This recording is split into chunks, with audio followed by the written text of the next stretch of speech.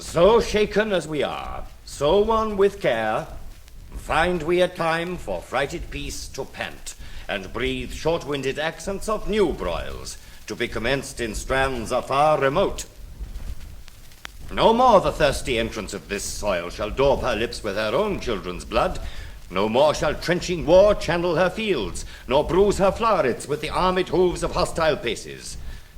Those opposèd eyes, which, like the meteors of a troubled heaven, all of one nature, of one substance bred, did lately meet in the intestine shock and furious close of civil butchery, shall now, in mutual well-beseeming ranks, march all one way, and be no more opposed against acquaintance, kindred, and allies.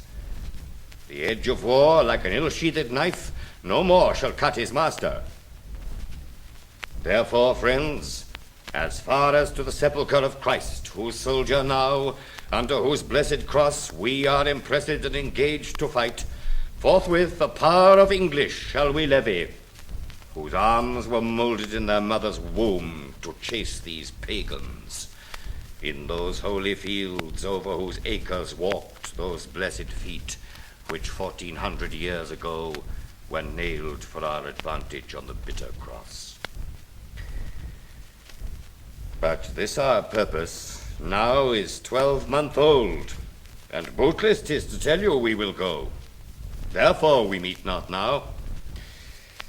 Then let me hear of you, my gentle cousin Westmoreland, what yesternight our council did decree in forwarding this dear expedience. My liege, this haste was hot in question, and many limits of the charge set down but yesternight, when all athwart there came a post from Wales, loaden with heavy news, whose worst was that the noble Mortimer, leading the men of Herefordshire to fight against the irregular and wild Glendower, was by the rude hands of that Welshman taken, 1,000 of his people butchered, upon whose dead corpse there was such misuse, such beastly, shameless transformation by those Welsh women done, as may not be without much shame retold or spoken of.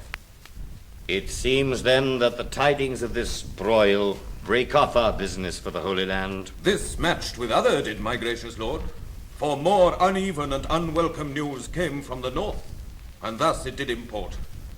On Holyrood Day, the gallant Hotspur there, young Harry Percy, and brave Archibald, that ever valiant and approved Scot, at Holmdon met, where they did spend a sad and bloody hour, as by discharge of their artillery and shape of likelihood the news was told, for he that brought them, in the very heat and pride of their contention, did take horse, uncertain of the issue any way. Here is a dear, true, industrious friend, Sir Walter Blunt, new lighted from his horse, stained with the variation of each soil betwixt that Holmdon and this seat of ours, and he hath brought us smooth and welcome news. The Earl of Douglas is discomfited. 10,000 bold Scots, 22 knights, balked in their own blood, did Sir Walter see on Holmdon's plains. Of prisoners, Hotspur took Mordache, the Earl of Fife, and eldest son to Beaton Douglas, and the Earl of Athol, of Murray, Angus, and Menteith. And is not this an honourable spoil? A gallant prize, cousin, is it not? In faith, it is a conquest for a prince to boast of. Yea, there thou makest me sad, and makest me sin in envy, that my Lord Northumberland should be the father to so blessed a son. A son who is the theme of honour's tongue, amongst a grove the very straightest plant, who is sweet Fortune's minion and her pride. Whilst I, by looking on the praise of him, see riot and dishonour stain the brow of my young Harry.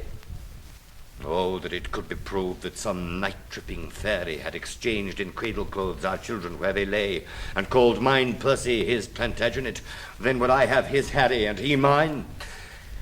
But let him from my thoughts. What think you, coz, of this young Percy's pride? The prisoners which he in this adventure hath surprised, to his own use he keeps, and sends me word I shall have none but Mordache, Earl of Fife. This is his uncle's teaching. This is Worcester, malevolent to you in all aspects, which makes him prune himself and bristle up the crest of youth against your dignity. But I have sent for him to answer this, and for this cause a while we must neglect our holy purpose to Jerusalem.